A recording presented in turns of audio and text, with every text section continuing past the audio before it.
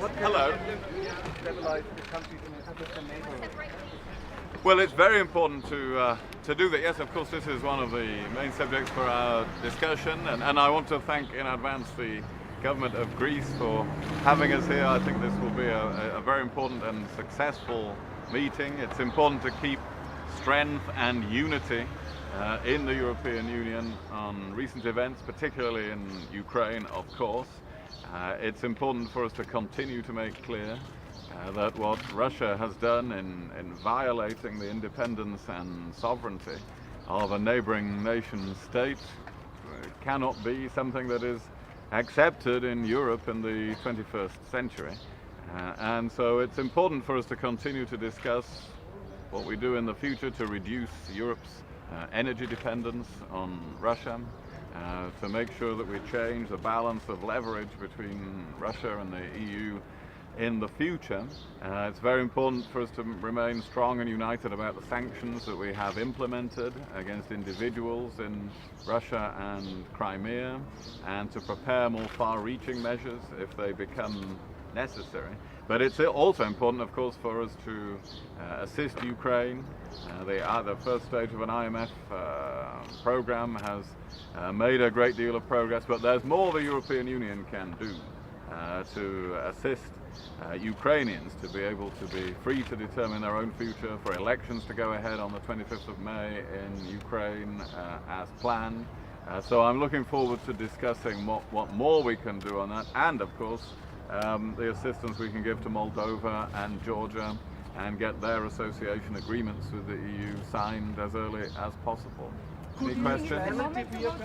Sorry? Yes? Do you think it's the moment to go to phase 3 of economic sanctions? It's not at the moment.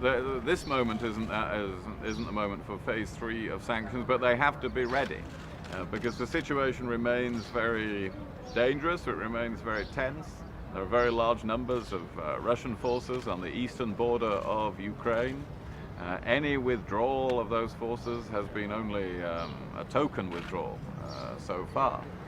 So the position remains as serious as before. We haven't seen real de-escalation by Russia. And therefore Europe must not relax in preparing a third tier of sanctions and making sure we continue to have a strong and united response. What about relatively perspective midterm for Ukraine? Well, this is a matter for the people of Ukraine.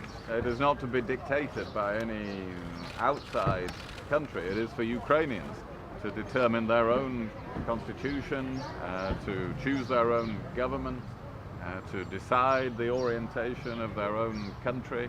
What's very clear from the events of the last few months is Ukrainians are determined to do that and not to be told by any other country, by any of us in the European Union or by Russia, how they should conduct their affairs, and that's entirely right. Mr. Foreign Secretary, if it's too early to move to phase 3 sanctions against Russia, is it also too early to beef up phase 2 sanctions that are already in place? Well, we will see about that. The phase 2 sanctions are important and I think have had some effect.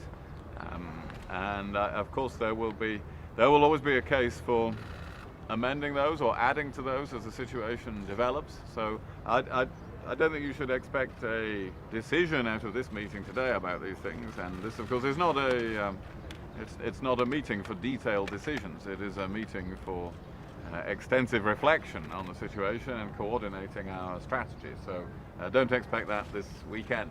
Okay, see you later. Thank you.